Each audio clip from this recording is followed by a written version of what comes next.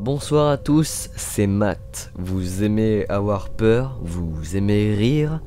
Alors laissez-moi vous présenter le film d'aujourd'hui, Le Manoir.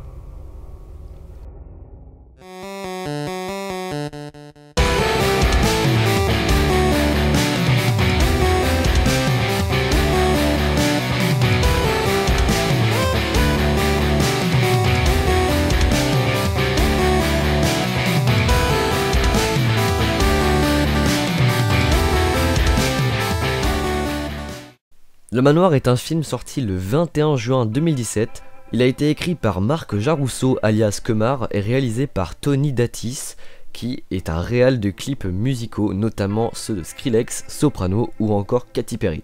Ce film se classe comme horreur comédie française. Donc pour le synopsis, c'est en fait une bande de potes qui viennent fêter la nouvelle année dans un vieux manoir isolé. Mais peu après leur arrivée, on sent que des événements étranges perturbent l'ambiance. La fête qui s'annonçait joyeuse va vite tourner au cauchemar.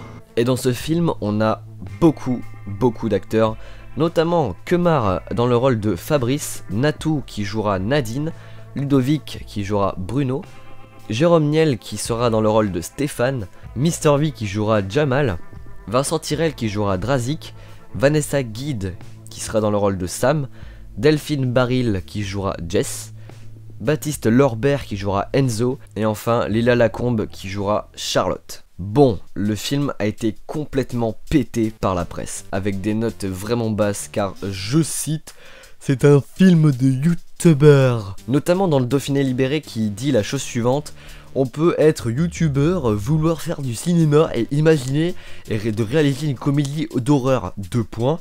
Encore faudrait-il que la comédie fasse rire et que l'horreur fasse peur. Aura-t-il dans les deux cas? Alors que personnellement, le film, je l'ai trouvé très bon. Pas parce qu'il y a des youtubeurs que j'apprécie, non, juste parce qu'il y a beaucoup de choses positives dedans. Bref, je vous en dirai plus au moment des notes. J'encourage vraiment cette initiative que des gens du net sortent de leur zone de confort et fassent un putain de film. Et pour moi, celui-ci est réussi. Ce que j'aime dans ce film, c'est que, premièrement, l'humour n'est pas abusif. C'est très drôle à certains moments et le côté horreur est également bien géré, donc c'est un très bon mélange. Deuxièmement, j'ai pas eu forcément peur, mais il y a une bonne ambiance d'horreur qui s'installe au fur et à mesure du film, notamment le changement de colorimétrie qui indique qu'ils ne sont à présent plus seuls et que le monstre arrive. Hein, quoi? Ah oui, il y a un monstre. Je vous en dis pas plus pour rien vous spoiler, mais je vous conseille de le voir. J'ai fait une petite angoisse, mais ça va mieux, ça va mieux. Nickel. J'ai tout pour l'angoisse. Je passe un casting pour jouer un film à Hollywood, mec. Hollywood. Ah, vas-y, range ça, c'est immonde, là. Jaloux.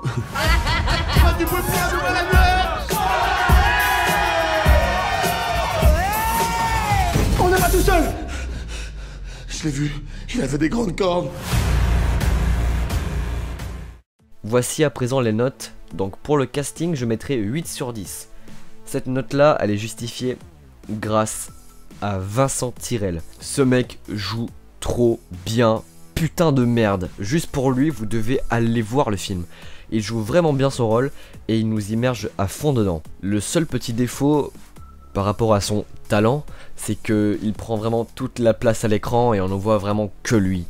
Et c'est un peu dommage. Mais sinon, chaque personnage est bon. Ils ont tous un trait de caractère bien propre à eux. Exemple, Kemar et Natou qui n'arrêtent pas de baiser parce qu'ils s'aiment trop. Voilà, c'est le couple bien à fond, quoi. Mister V qui, lui, se prend vraiment pour une grosse star du ciné.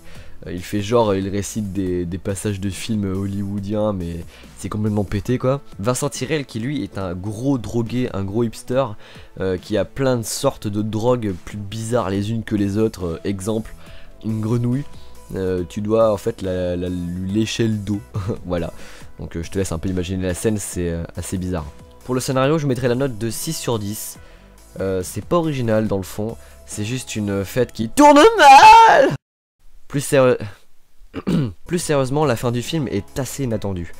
Je l'ai pas vu venir et ça c'est cool. Je préfère largement voir ce type de film d'horreur typé années 80 plutôt que ces teen movies qui sortent à l'appel et qui sont complètement pétés du cul. Pour le visuel, je mettrai la note de 7 sur 10. L'ambiance est très bien respectée, la colorimétrie est très bien utilisée et les décors sont assez jolis. C'est un manoir qui se trouve en Wallonie je crois, c'est en Belgique. Et l'immersion est très bonne. Pour la bande son, je mettrai la note de 6,5 sur 10. L'ambiance sonore est très sympa, c'est bien amené. Bien que les musiques, même pendant leur petite fête de fin d'année, ne m'ont pas spécialement beaucoup marqué, donc bon. Ce qui nous donne un total de 6,8 sur 10. Ce film n'est pas fou non plus. Il ne réinvente pas le genre horreur, ni comédie. Il y a certaines faiblesses dans le scénario, ainsi que quelques jeux d'acteurs pas vraiment au niveau, mais dans l'ensemble c'est un bon film et c'est un film à voir. Ne vous basez pas sur les critiques que vous trouvez sur le net, parce que je trouve qu'elles rabaissent vraiment beaucoup trop ce film qui vaut la peine d'être vu. Et donc pour finir cette vidéo là, je vais conclure avec mes coups de cœur et mes déceptions. Donc pour mon coup de cœur, c'est que des vidéastes du net sortent en fait de leur zone de confort pour faire vraiment un long métrage vraiment bien foutu, et ça fait grave plaisir. Et pour les déceptions, c'est que le scénario il est pas vraiment ouf, ça réinvente pas le genre quoi. Et voilà, cette vidéo est terminée, j'espère qu'elle vous aura plu. N'hésitez pas à me rejoindre sur les réseaux sociaux, Facebook, Twitter et Instagram. N'hésitez pas à lâcher le petit like, à commenter, à vous abonner à la chaîne, et moi je vous dis à la prochaine. Ciao.